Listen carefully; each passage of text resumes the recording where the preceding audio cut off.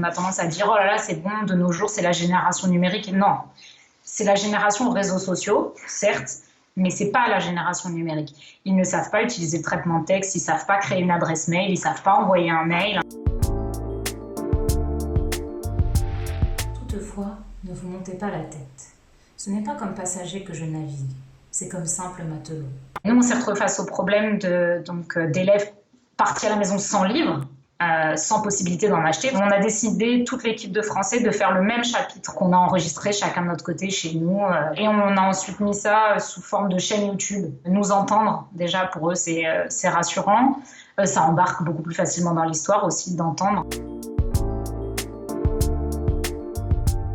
On est énormément de professeurs à s'être tournés vers les réseaux sociaux, des professeurs qui ont créé des fils WhatsApp ou des professeurs un peu plus dans l'univers du jeu vidéo qui se sont tournés vers les plateformes Discord, etc., mais qui sont des moyens de communication qui nous ont ensuite été rappelés par le gouvernement illégal, puisqu'elles collectent des données personnelles qu'on n'a pas le droit d'utiliser, mais on n'a pas eu le choix. Je me suis tournée vers Instagram parce qu'il se trouve que j'avais déjà...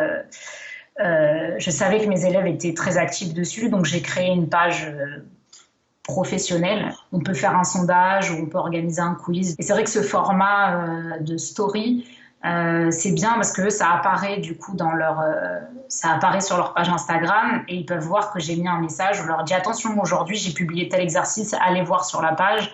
Il faut leur apprendre à utiliser ce qu'ils ont autour d'eux comme moyen d'apprendre, autre que les moyens qu'on a en classe. Et on leur a préparé une sorte de guide pédagogique de voyage à travers le catalogue de Netflix. Je leur ai fait une liste des documentaires, des séries, des films qu'ils pouvaient regarder.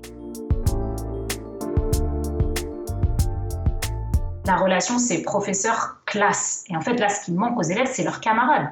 C'est-à-dire que dans la classe, on est dans un échange à plusieurs. On est 26, on est 27 dans une classe. On communique tous ensemble.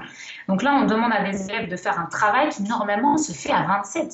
C'est-à-dire qu'un tel, il va mieux comprendre cette question, donc il va aider ses camarades sur celle-là.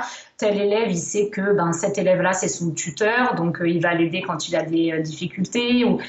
Là, on n'a plus ces élèves relais qui nous aident à construire le cours, à aider leurs camarades, qui répondent aux questions. La continuité pédagogique à distance, ça ne fonctionne pas très bien. Donc, ce qui me fait peur, c'est qu'on croit que ça ait marché et qu'on le développe de plus en plus, en fait. Alors que non, rien ne remplace la dynamique d'un groupe classe.